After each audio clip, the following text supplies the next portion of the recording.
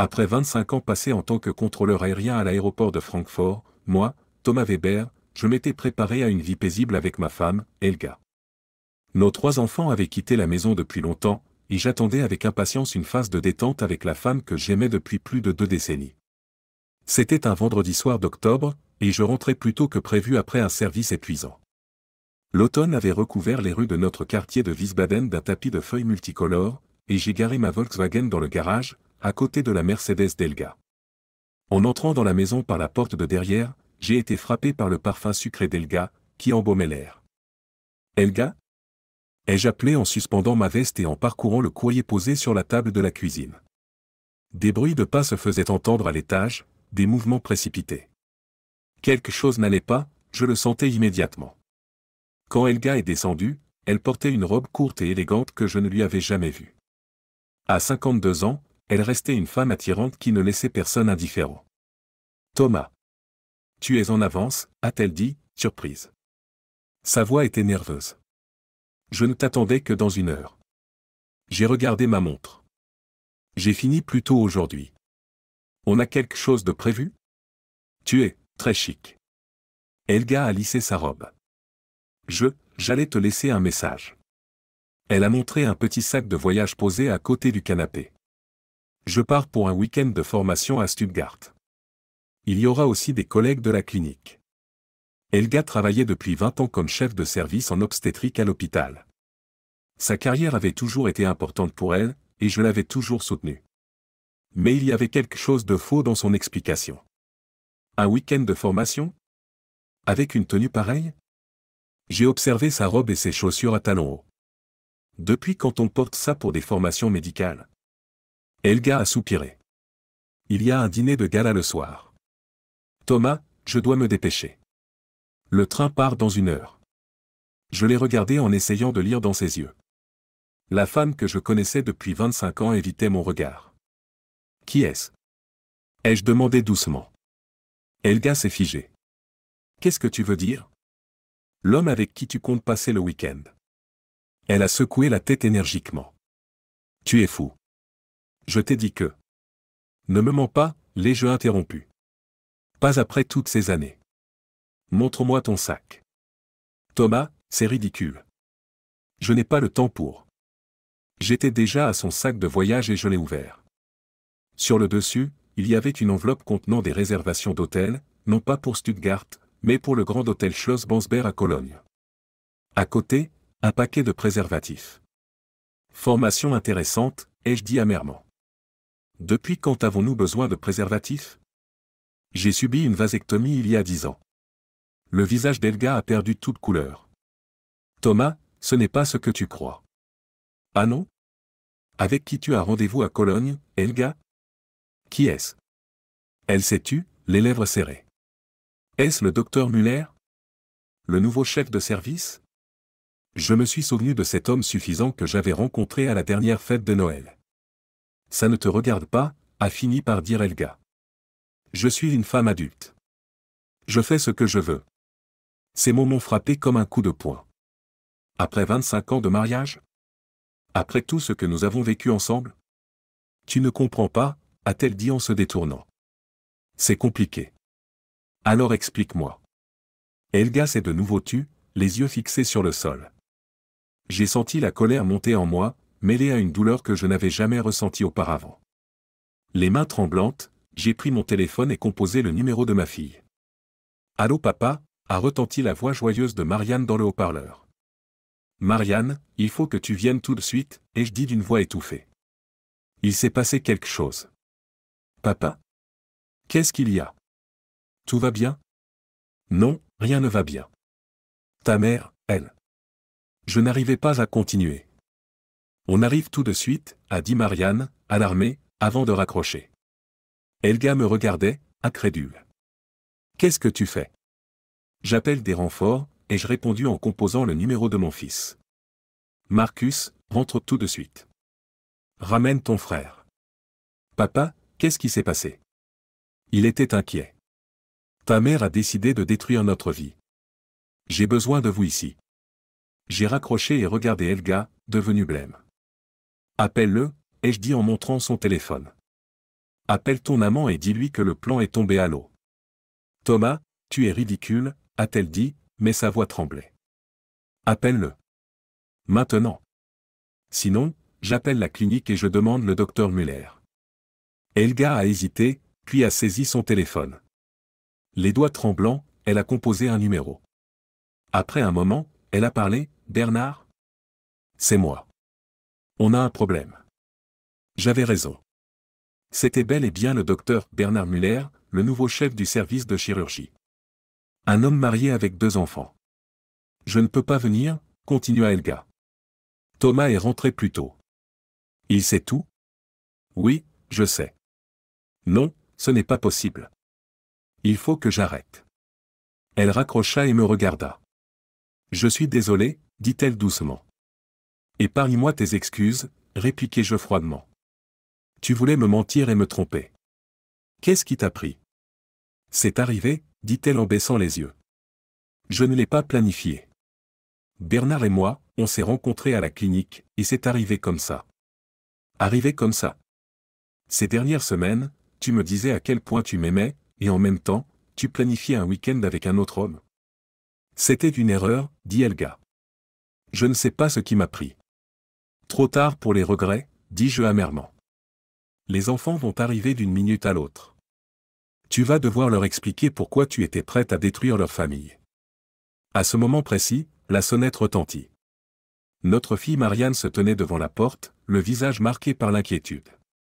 Papa ? Maman ? Qu'est-ce qui se passe ?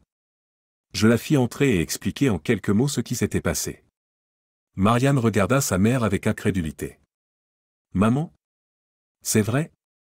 Tu voulais vraiment t'enfuir avec un autre homme ? Helga se mit à pleurer. Je suis tellement désolée, sanglota-t-elle. Je ne sais pas ce qui m'a pris. Peu de temps après, nos fils Marcus et Stéphane arrivèrent également. Tous deux étaient choqués et en colère contre leur mère. Comment as-tu pu faire ça ? Demanda Stéphane d'une voix tremblante. Papa t'a toujours tout donné. Je sais, sanglota Helga. J'ai fait une terrible erreur. Alors que nous étions assis dans notre salon, notre famille au bord de l'effondrement, mon téléphone portable sonna. C'était un numéro inconnu. Allô ? Répondis-je. Est-ce que c'est Thomas Weber à l'appareil ? Demanda une voix féminine. Oui, c'est moi. Ici Sabine Muller, l'épouse du docteur Bernard Muller. Je crois qu'on devrait discuter. Mon cœur se mit à battre la chamade. Madame Muller, je ne sais pas quoi dire. Ne dites rien. Je sais ce qui se passe. Mon mari vient de recevoir un appel très bizarre. Il prétend être à un congrès médical à Munich. Mais ce n'est pas vrai, n'est-ce pas ?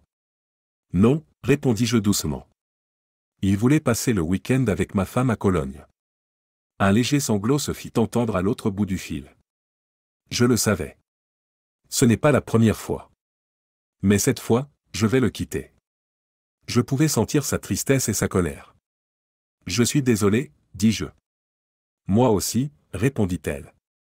Je vais lui demander des comptes. Qu'il sache que nous connaissons toutes les deux la vérité. Merci pour votre appel, dis-je. En raccrochant, je regardai Helga. C'était Madame Muller. Elle est au courant. Helga pâlit encore davantage. Mon Dieu, murmura-t-elle. Tu ferais mieux de monter te changer, dis-je. Nous avons beaucoup de choses à discuter. Tandis qu'Helga montait l'escalier les épaules basses, je commençais à comprendre que plus rien ne serait comme avant. Mon mariage, ma confiance, mon avenir, tout était réduit en miettes à mes pieds. Quand Helga redescendit, elle portait un simple jean et un pull. Ses yeux étaient rouges d'avoir pleuré, et elle semblait avoir pris des années.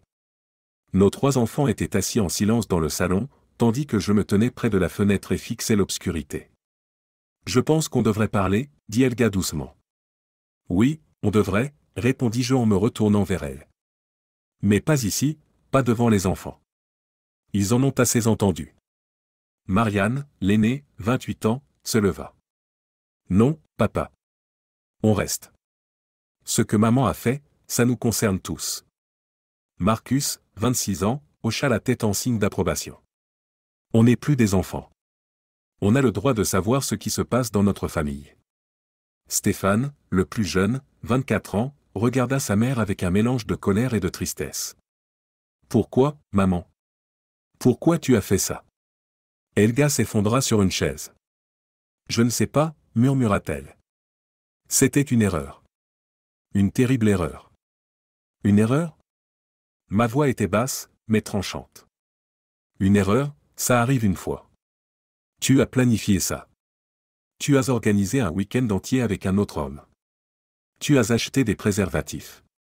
Tu voulais me mentir et me tromper. Ce n'est pas aussi simple, commença Helga. Si, c'est exactement aussi simple, l'interrompis-je. Tu as choisi de trahir notre mariage. Tu as choisi de risquer tout ce qu'on a construit. Papa a raison, dit Marianne. Qu'est-ce qui t'a pris, maman? Helga baissa les yeux sur ses mains. Bernard, il me comprenait. Il m'écoutait. Il me faisait me sentir importante. Et moi, non? Ma voix se brisa. Après 25 ans de mariage, tu crois vraiment que je ne te comprends pas? Que je ne t'écoute pas? C'est différent, dit Helga. À la clinique, il appréciait mon travail. Il me respectait. Et moi, non? Répétai-je, incrédule. J'ai toujours soutenu ta carrière. J'étais fier de toi. Je sais, dit Helga les larmes aux yeux. Mais c'était, grisant. Quelque chose de nouveau. Quelque chose qui n'appartenait qu'à moi. Et pour ça, tu étais prête à tout détruire? Demanda Stéphane. Je n'ai pas réfléchi, avoua Helga. C'est juste, arrivé. D'abord, c'était des conversations à la cantine, puis des messages, puis, plus. Ça dure depuis combien de temps? Demandai-je. Helga se tut. Depuis combien de temps, Helga? 3 mois, murmura-t-elle. Je sentis l'air me manquer. 3 mois. 3 mois pendant lesquels elle m'avait regardé dans les yeux et menti. 3 mois pendant lesquels elle avait dormi à côté de moi en pensant à un autre homme. Tu as couché avec lui? La question flottait pesamment dans l'air. Papa, on n'a pas besoin de, commença Marcus, mais je levai la main. Je dois le savoir, dis-je. Tu as couché avec lui, Helga? Elle hocha lentement la tête. Oui, dit-elle à peine audible. 2 fois. Je fermai les yeux alors que la douleur me transperçait le corps. Où? Dans son bureau, murmura-t-elle. Après le service de nuit. L'image de ma femme dans un bureau avec un autre homme. Je n'arrivais pas à penser clairement. La colère et la douleur étaient accablantes. Est-ce que quelqu'un d'autre est au courant? Demandai-je finalement. Non, je ne crois pas, répondit Helga. Peut-être que quelqu'un a soupçonné quelque chose, mais nous étions prudents. Prudents, répétai-je amèrement. Quelle délicatesse de votre part. Thomas, s'il te plaît, implora Helga. Je sais que j'ai fait une terrible erreur. Mais je t'aime. Je t'ai toujours aimé. Non, dis-je en me levant. Si tu m'aimais, tu n'aurais pas fait ça. Tu n'aurais pas couché avec un autre homme. Tu n'aurais pas prévu de passer un week-end avec lui. C'était un moment de faiblesse, dit-elle. J'étais perdu. 3 mois, ce n'est pas un moment de faiblesse, rétorquai-je. C'est une décision consciente. Chaque jour, tu as choisi de trahir notre mariage. Les enfants étaient assis, silencieux, accablés par les révélations. Marianne pleurait doucement, tandis que Marcus et Stéphane regardaient leur mère avec déception. Qu'est-ce qui va se passer maintenant? Demanda finalement Stéphane. Je pris une profonde inspiration. Je ne sais pas, répondis-je honnêtement. Je sais seulement que je ne peux pas dormir sous le même toit que ta mère ce soir. Thomas, s'il te plaît, implora Helga. Parlons-en. Trouvons une solution. Une solution à quoi? Demandai-je. Revenir à ce que nous étions? C'est fini, Helga. Tu as tout détruit. Je ferai tout, dit-elle d'une voix tremblante. Tout pour regagner ta confiance. Ma confiance? Je ris amèrement. Elle est partie. Pour toujours. Ne dis pas ça, implora-t-elle. On peut y arriver. On peut consulter un thérapeute. On peut travailler là-dessus. Et pourquoi je voudrais ça? Demandai-je. Pourquoi je resterais avec une femme qui m'a trompé? Qui était prête à s'enfuir avec un autre homme? Parce que nous sommes ensemble depuis 25 ans, répondit Helga. Parce que nous avons 3 enfants merveilleux. Parce que nous nous sommes aimés un jour. Un jour, répétai-je. C'est ça le problème, Helga. Pour moi, ça n'a jamais été un jour. Pour moi, c'était toujours. Chaque jour. Chaque nuit. Le silence dans la pièce était étouffant. Dehors, il commençait à pleuvoir, et le crépitement des gouttes contre les fenêtres fut le seul bruit pendant de longues minutes. Je vais chez mon frère, dis-je finalement. J'ai besoin de temps pour réfléchir. Papa, tu n'es pas obligé de partir, protesta Marianne. C'est maman qui devrait partir. Non, dis-je. J'ai besoin de distance. J'ai besoin de temps pour comprendre ce qui s'est passé et ce que je dois faire maintenant. Je viens avec toi, proposa Marcus. Non, restez ici, dis-je. Avec tes frères et sœurs. Ils ont besoin de toi. Je montai lentement, mis quelques affaires dans un sac et redescendis. Helga était en bas de l'escalier, les yeux suppliants. Thomas, s'il te plaît. Ne pars pas. Je dois, répondis-je calmement. Je ne peux pas rester ici. Pas ce soir. Quand est-ce que tu reviens? Demanda-t-elle d'une voix tremblante. Je ne sais pas, répondis-je honnêtement. Peut-être jamais. J'embrassai mes enfants, qui étaient là, les yeux pleins de larmes, et me dirigeai vers la porte. Dehors, il pleuvait à verse, mais cela m'était égal. Je devais partir, respirer, réfléchir. Alors que j'étais dans ma voiture, mon téléphone sonna à nouveau. C'était encore Sabine Muller. Monsieur Weber? C'est encore moi. Je voulais vous dire que j'ai confronté mon mari. Il a tout avoué. Et l'a-t-elle fait? Demandai-je, las. Il a pleuré. Il m'a demandé pardon. Il a dit que c'était une erreur et qu'il m'aimait. Et vous? Que allez-vous faire? Je ne sais pas, répondit-elle à voix basse. Nous avons 2 enfants. 20 ans de mariage. Mais je ne sais pas si je pourrais lui refaire confiance un jour. Je comprends, dis-je. Je suis face à la même décision. Que allez-vous faire? Demanda-t-elle. Je ne sais pas, répondis-je honnêtement. Pour le moment, je suis incapable de réfléchir clairement. Moi non plus, dit-elle. Mais peut-être devrions-nous nous rencontrer. Discuter. Nous sommes dans la même situation. J'hésitais. Peut-être, dis-je finalement. Mais pas aujourd'hui. Aujourd'hui, j'ai juste besoin de calme. Je comprends, dit-elle. Appelez-moi si vous avez envie de parler. Je le promis et raccrochai. Puis je démarrai le moteur et m'élançai dans la nuit sous une pluie battante, sans savoir où mon chemin allait me mener. Il était presque minuit quand j'arrivai chez mon frère Michael. Il habitait une petite maison à la périphérie de Darmstadt, à environ 1 heure de Wiesbaden. Je ne l'avais pas prévenu, mais quand j'ai sonné, il a immédiatement ouvert la porte. « Thomas » demanda-t-il, surpris. « Qu'est-ce que tu fais là? Tout va bien ?» Un simple regard sur mon visage lui donna la réponse. « Entre, » dit-il en me posant la main sur l'épaule. « Tu as l'air d'avoir besoin d'un verre. » Je le suivis dans le salon, où il me versa un verre de whisky. Sa femme Claudia descendit l'escalier en pyjama. « Thomas? Qu'est-ce qui s'est passé? » demanda-t-elle, inquiète. Helga a une liaison, dis-je d'un ton neutre.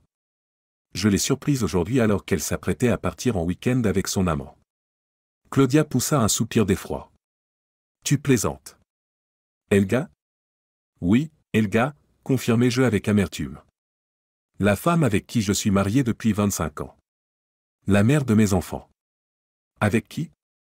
Demanda Michael. Avec le nouveau chef du service de chirurgie. Le docteur Bernard Muller. Un homme marié avec 2 enfants. Claudia s'assit à côté de moi. Je suis tellement désolé, Thomas. J'ai du mal à y croire. Moi non plus, dis-je en prenant une grande gorgée de whisky. Et pourtant, c'est arrivé. Qu'est-ce que tu vas faire? Demanda Michael. Je ne sais pas, répondis-je honnêtement. Pour le moment, je suis incapable de réfléchir clairement. Je suis en colère, blessé, désorienté. Je me sens trahi et trompé. C'est bien ce qui t'arrive, dit Claudia doucement. Ce que tu ressens est tout à fait normal. Mais qu'est-ce que je dois faire? Demandai-je, désespéré. Dois-je jeter à la poubelle 25 ans de mariage? Ou dois-je essayer de pardonner à une femme qui m'a trompé et menti? Michael me posa la main sur l'épaule. Tu n'as pas à prendre cette décision ce soir, dit-il. Tu as besoin de temps. De calme. De prendre de la distance.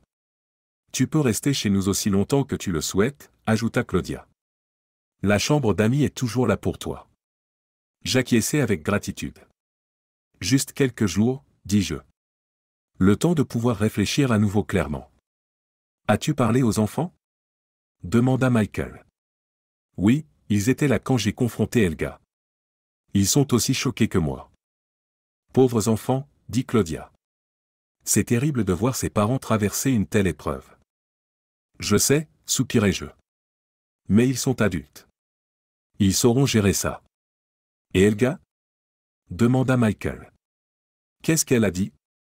Elle a pleuré. Elle a dit que c'était une erreur. Elle m'a demandé pardon. Et toi? Peux-tu lui pardonner? Je secouai la tête. Je ne sais pas. Je ne sais même pas si j'en ai envie.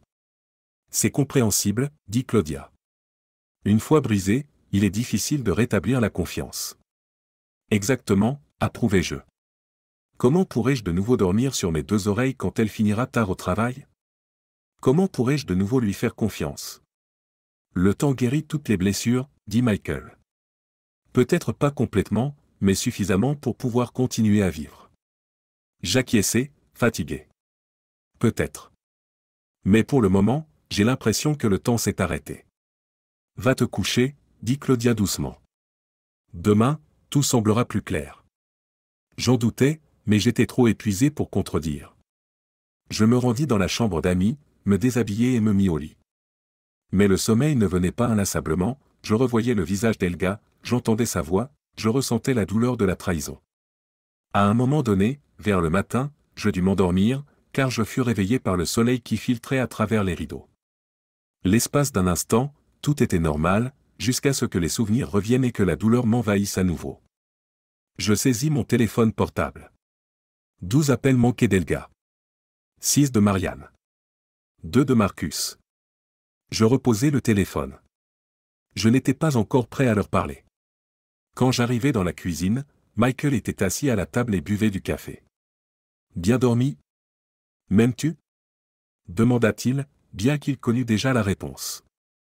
Pas vraiment, répondis-je en m'asseyant en face de lui. Mais merci de m'héberger. Quand tu veux, dit-il en me tendant une tasse de café. Quels sont tes projets pour aujourd'hui? Je n'en sais rien, répondis-je honnêtement. Je ne peux pas rentrer à la maison. Pas maintenant. Tu peux rester aussi longtemps que tu le souhaites, dit Michael. Mais tu devrais appeler tes enfants. Ils s'inquiètent. Je sais, soupirai-je. Mais je ne sais pas quoi leur dire. La vérité, dit Michael. Que tu as besoin de temps. Que tu les aimes. Que rien de ce qui s'est passé n'est de leur faute. J'acquiesçai et pris mon téléphone. Je composai le numéro de Marianne. Papa? Sa voix sonnait soulagée. Où es-tu? On s'est inquiété. Je suis chez oncle Michael, répondis-je. Je vais bien. J'ai juste besoin d'un peu de temps. Je comprends, dit-elle. On en a tout besoin. Maman est effondrée. J'imagine, dis-je sans compassion. Comment allez-vous? On est chamboulé, admit Marianne. Mais on reste soudés. Stéphane et Marcus sont encore là. On prend soin les uns des autres. C'est bien, dis-je. Je suis fier de vous. Tu rentres à la maison? Demanda-t-elle avec espoir.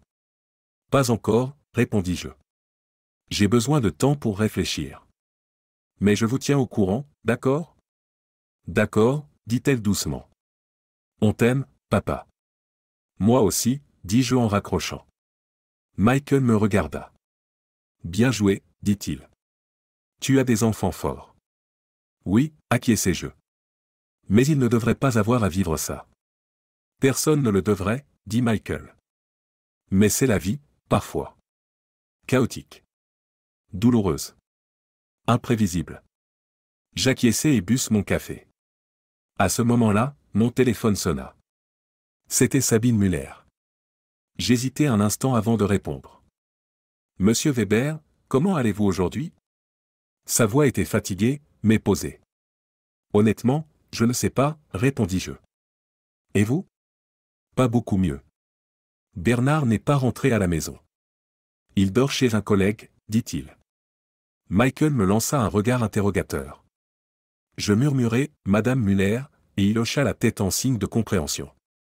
Madame Muller, dis-je avec hésitation, peut-être devrions-nous nous rencontrer. Pas ici, mais, dans un lieu neutre. Le café Schönblick au parc municipal? Suggéra-t-elle. Dans une heure? D'accord, dis-je. J'y serai. Quand je raccrochai, Michael me regarda. Tu es sûr que c'est une bonne idée? Non, admis-je. Mais nous sommes dans le même bateau. Peut-être que ça aide de parler à quelqu'un qui comprend exactement ce que je traverse. Une heure plus tard, j'étais assis au café Schönblick en train d'attendre. Le café était calme, seules quelques tables étaient occupées. À travers les grandes fenêtres, on pouvait voir le parc, où quelques promeneurs se baladaient malgré le temps automnal frais. J'ai tout de suite reconnu Sabine Muller quand elle est entrée. C'était une femme mince aux cheveux bruns courts et au visage intelligent. Elle portait un simple jean et un pull bleu. Je me suis levé et je lui ai fait un signe de la main. Monsieur Weber, dit-elle en me serrant la main. Merci d'être venu. Thomas, dis-je. Appelez-moi Thomas. Sabine, répondit-elle avec un faible sourire. Nous avons commandé du café et sommes restés assis un moment en silence, ne sachant pas par où commencer. Avez-vous parlé à votre mari? Demandai-je finalement. Sabine acquiesça. Oui. Il a tout avoué. Cette liaison dure depuis 3 mois. Il jure que c'était une erreur et qu'il m'aime. C'est la même chose que Helga m'a dit, remarquai-je avec amertume. La croyez-vous? Je ne sais pas, croyez-vous votre mari? Sabine haussa les épaules. Une partie de moi veut le croire. Nous sommes mariés depuis 20 ans. Nous avons 2 enfants. Mais une autre partie est juste en colère et blessée. Je comprends, dis-je. Je ressens exactement la même chose. Que comptez-vous faire? Demanda-t-elle. Je n'en sais rien, répondis-je honnêtement. Une partie de moi veut juste tout laisser tomber et recommencer à zéro. Mais ensuite, je pense à nos enfants, à notre maison, à toutes ces années passées ensemble. Les souvenirs, ajouta Sabine. Tous les bons moments. Exactement, dis-je. Comment peut-on jeter 25 ans à la poubelle? Mais comment peut-on continuer après que la confiance a été brisée? Demanda Sabine. Je secouai la tête. C'est la question que je me pose aussi. Nous avons bu notre café et partagé nos histoires. Sabine avait rencontré Bernard il y a 20 ans pendant ses études de médecine. Elle-même était pédiatre dans un cabinet du centre-ville. Ils avaient 2 fils, âgés de 17 et 15 ans. Notre mariage a toujours été bon, dit-elle. Pas parfait, mais bon. On a eu des hauts et des bas, mais je n'aurais jamais pensé qu'il me tromperait. Moi non plus, dis-je. Avec Helga, en plus. Elle a toujours été si honnête. Si terre à terre. Les gens nous surprennent parfois, dit Sabine. Et ce n'est pas toujours en bien. Nous avons parlé pendant des heures, partageant nos pensées, nos angoisses, notre colère. C'était étrange de voir comme il était facile de parler à cet inconnu, qui comprenait pourtant si bien ma situation. Quand nous nous sommes enfin séparés, nous avons échangé nos numéros de téléphone. Appelez-moi si vous avez besoin de parler, dit Sabine. Ça aide d'avoir quelqu'un qui comprend. Pareil pour vous, dis-je. Les jours suivants, je restais chez Michael et Claudia. J'allais au travail, mais mon cœur n'y était pas. Mes collègues remarquèrent mon manque d'attention, mais je ne leur dis rien de ce qui s'était passé. C'était trop personnel, trop douloureux. Helga appelait tous les jours, mais je ne répondais pas. À la place, je parlais à mes enfants, qui allaient à tour de rôle chez leur mère pour s'assurer qu'elle allait bien. Elle est effondrée, papa, dit Marianne. Elle ne mange presque pas, ne dort presque pas. Elle pleure sans arrêt.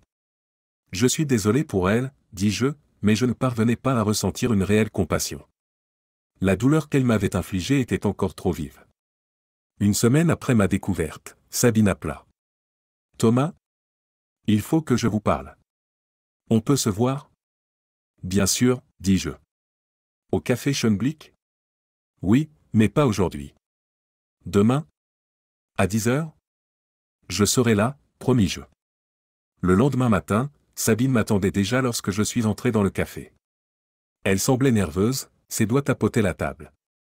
Merci d'être venu, dit-elle quand je me suis assis. J'avais besoin d'en parler à quelqu'un. Que s'est-il passé? Demandai-je. Bernard veut que je lui pardonne, dit-elle. Il a promis de changer de poste pour ne plus avoir à voir votre femme. Il a pleuré, il a supplié. Il dit que c'est la plus grande erreur de sa vie. Et?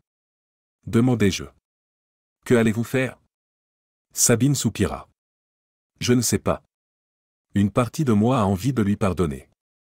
L'autre partie en est incapable. Je comprends, dis-je. Je ressens la même chose. Avez-vous parlé à votre femme?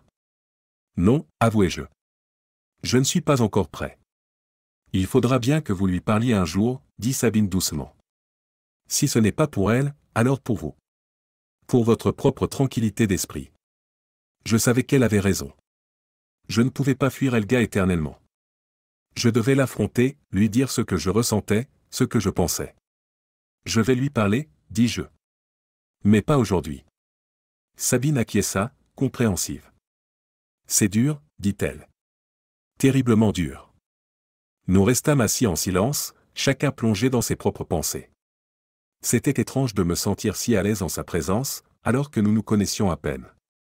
Sabine, dis-je finalement, est-ce que vous aimeriez dîner avec moi? Pas ici. Dans un vrai restaurant. Elle me regarda, surprise. Vous voulez dire, comme un rencard? Non, dis-je rapidement. Juste deux amis qui dînent ensemble. Je ne suis pas encore prêt pour autre chose. Moi non plus, dit-elle. Mais un dîner, ça me tente. En tant qu'amis. Nous nous sommes donné rendez-vous le lendemain soir dans un petit restaurant italien. Ce fut une soirée agréable. Nous avons parlé non seulement de nos conjoints infidèles, mais aussi de notre travail, de nos hobbies, de nos enfants. J'ai appris que Sabine aimait faire de la randonnée, qu'elle adorait la musique classique et qu'elle était passionnée de cuisine italienne. Quand nous nous sommes quittés, elle m'a pris brièvement dans ses bras. Merci, dit-elle. C'était une belle soirée. Pour moi aussi, dis-je. Il faudrait qu'on refasse ça. Avec plaisir, dit-elle en souriant. Cette nuit-là, je suis resté éveillé à réfléchir. À Elga. À notre mariage. À l'avenir. Et à Sabine. Était-ce mal de me sentir bien en sa compagnie? Était-il trop tôt pour penser à de nouvelles relations, même si ce n'était que de l'amitié? Le lendemain matin, j'ai pris une décision. J'allais parler à Elga. Il était temps d'y voir clair. Temps de prendre des décisions. Je l'ai appelée. Elga? Il faut qu'on parle. Je passe ce soir. Thomas, sa voix se brisa de soulagement. Oui, s'il te plaît. Je t'attends. Quand je me suis garé devant notre maison en début de soirée, je me suis senti bizarre. C'était chez moi, et pourtant, ça me semblait étranger. Je n'ai pas utilisé ma clé, j'ai sonné comme un visiteur. Elga ouvrit immédiatement la porte. Elle avait l'air pâle, amaigrie. Ses yeux étaient rouges d'avoir pleuré. Thomas, murmura-t-elle. Tu es venu. Oui, dis-je. Il faut qu'on parle. Elle me conduisit au salon, où nous nous étions si souvent assis ensemble. Heureux. En famille. Tu veux quelque chose à boire? Demanda-t-elle. Du thé? Du café? Du vin? Non, dis-je. Je ne suis pas venu ici pour faire acte de présence. Je suis ici pour parler. Bien sûr, dit-elle en s'asseyant en face de moi. Je t'écoute. J'ai beaucoup réfléchi, commençai-je. À nous. À ce qui s'est passé. À l'avenir. Elga acquiesça, les yeux à la fois pleins d'espoir et d'angoisse. Ce que tu as fait m'a profondément blessé, continuai-je. Tu as trahi ma confiance. Tu as trahi notre mariage. Tu as mis en péril tout ce que nous avons construit ensemble. Je sais, murmura-t-elle. Je suis tellement désolé, Thomas. Vraiment désolé. La question est-ce que je peux te pardonner? Est-ce que je peux te refaire confiance? Est-ce qu'on peut sauver notre mariage? Dis-je lentement. Est-ce que tu en es capable? Demanda-t-elle doucement. Est-ce que tu peux me pardonner? Je restai silencieux un instant. Je ne sais pas, avouai-je. Une partie de moi le veut. Pour les enfants. Pour toutes ces années qu'on a passées ensemble. Pour l'amour qu'on a partagé autrefois. Et l'autre partie? Demanda-t-elle. L'autre partie est encore en colère, dis-je honnêtement. Blessé. Trahi. L'autre partie se demande si je pourrai jamais te refaire confiance. Helga pleura doucement. Je comprends, dit-elle. Mais je t'aime, Thomas. J'ai fait une terrible erreur, mais je t'aime. Tu m'aimes? Demandai-je, incrédule. Si tu m'avais aimé, tu n'aurais pas fait ça. Ce n'est pas aussi simple que ça, dit-elle à voix basse. L'amour est compliqué. Les gens sont compliqués. J'étais perdu, seul. Seul? L'interrompis-je. Tu n'étais pas seul, Helga. J'étais là. J'ai toujours été là. Je sais, dit-elle. J'ai été stupide. Je n'ai pas apprécié ce qu'on avait. Nous nous sommes tus. Le tic-tac de l'horloge au mur était le seul bruit dans la pièce. Je me suis inscrit sur un forum en ligne pour les personnes qui ont été trompées, dis-je finalement. Nous sommes tellement nombreux. Tellement de gens blessés. Certains ont pardonné. D'autres non. Et qu'est-ce qu'ils conseillent? Il n'y a pas de conseil universel, répondis-je. Chaque cas est différent. Chaque relation est différente. Et nous? Demanda Helga. Qu'en est-il de notre relation? C'est la question, dis-je. Est-ce qu'on peut surmonter ça? Est-ce qu'on peut repartir à zéro? Je suis prête à tout faire, dit Helga. Tout, Thomas. Je démissionnerai de mon travail. J'irai voir un thérapeute. Je ferai tout ce qu'il faut pour regagner ta confiance. Je la regardais, cette femme que j'avais tant aimée autrefois. Cette femme qui m'avait si profondément blessé. Je ne sais pas si c'est possible, dis-je honnêtement. Mais peut-être qu'on devrait essayer. Vraiment? L'espoir brilla dans ses yeux. Tu es prêt à essayer? Je suis prêt à y réfléchir, la corrigeai-je. Je suis prêt à consulter un professionnel. Un conseiller conjugal. Mais je ne promets rien. C'est plus que ce que j'osais espérer, dit Helga. Merci, Thomas. Merci. En quittant la maison ce soir-là, je ne me sentais pas mieux. Pas soulagé. Pas réconcilié. Mais j'avais fait un premier pas. Un pas vers, quoi? Le pardon? La guérison? Ou peut-être simplement vers la clarté. Sur le chemin du retour chez Michael, mon téléphone sonna. C'était Sabine. Thomas? Comment ça s'est passé? Je ne sais pas, dis-je honnêtement. On a parlé. C'était difficile. Je peux imaginer, dit-elle. Tu veux en parler? Pas au téléphone, dis-je. Peut-être demain? Un café? Volontiers, dit-elle. Café Schönblick, 10 heures. Je serai là, dis-je. En raccrochant, je me demandais si je faisais ce qu'il fallait. Était-il juste de rencontrer Sabine alors que j'essayais de sauver mon mariage?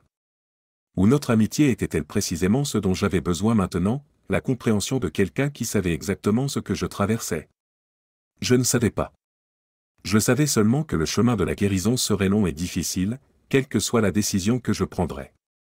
Cette nuit-là, j'ai rêvé d'Helga. Des bons moments.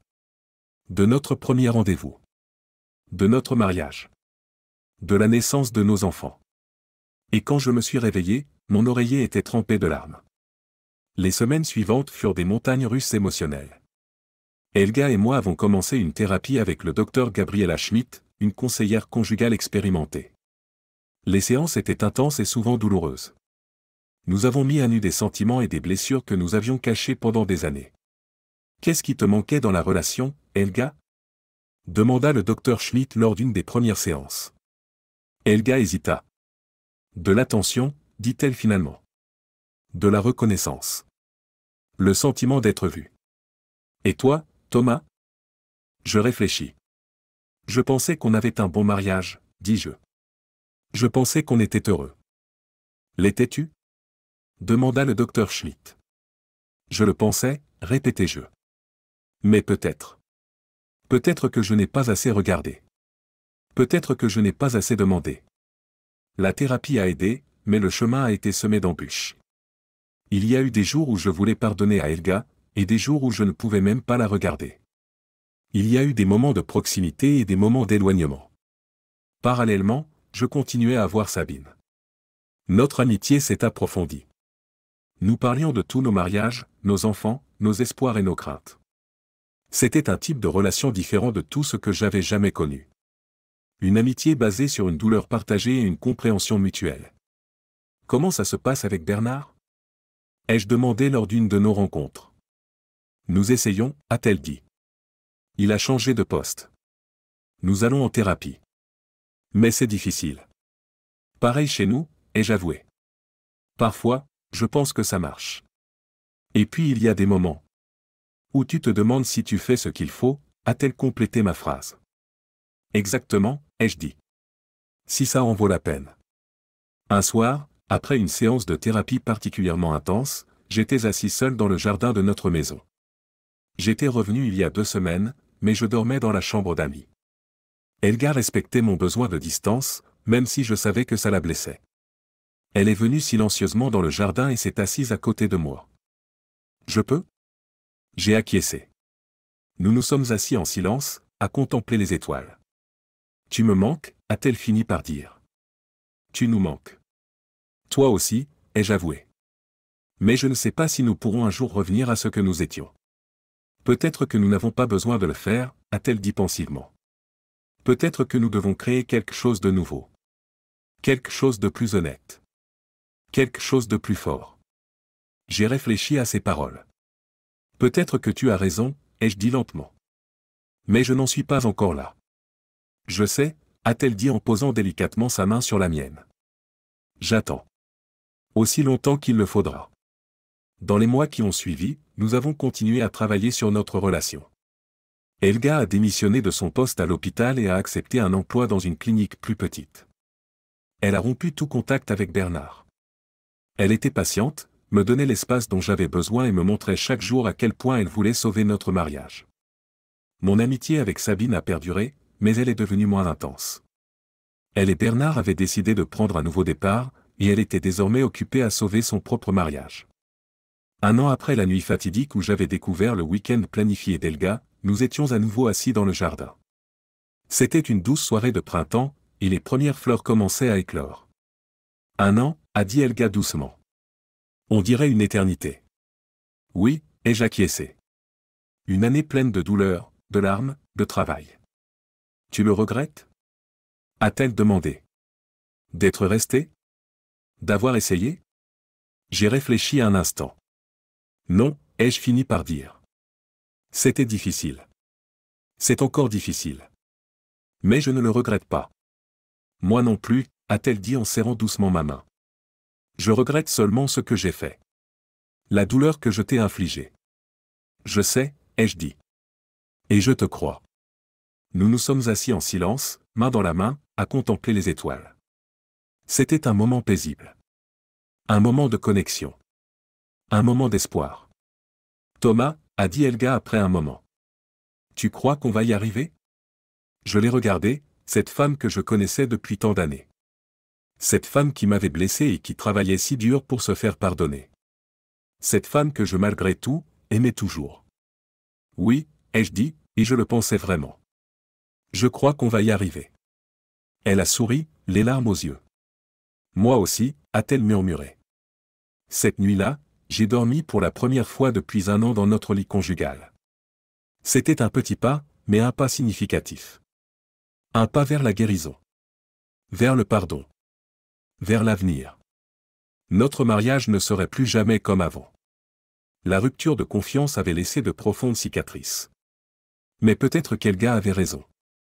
Peut-être que nous n'avions pas besoin de revenir à ce que nous étions. Peut-être pouvions-nous créer quelque chose de nouveau.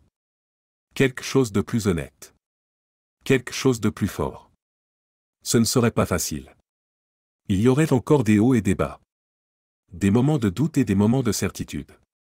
Mais nous étions prêts à y travailler. Jour après jour. Ensemble. Quand je me suis réveillé le lendemain matin, avec Elga dormant paisiblement à côté de moi, j'ai su que nous avions pris le bon chemin. Pas le plus facile. Pas le plus indolore. Mais le bon. Et pour la première fois depuis longtemps, j'ai ressenti de l'espoir. Un espoir véritable. Pour nous. Pour notre avenir. Pour le nouveau chapitre que nous écririons ensemble. Ceci est la fin de notre histoire.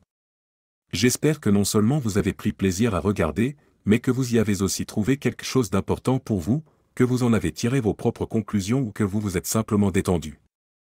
Nous vous remercions tous et chacun de nous avoir accompagnés jusqu'au bout. Votre attention est pour nous la plus belle des récompenses.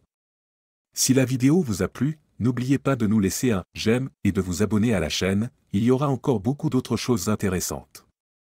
À bientôt, et que votre vie soit remplie d'histoires autant couleurs et d'inspiration.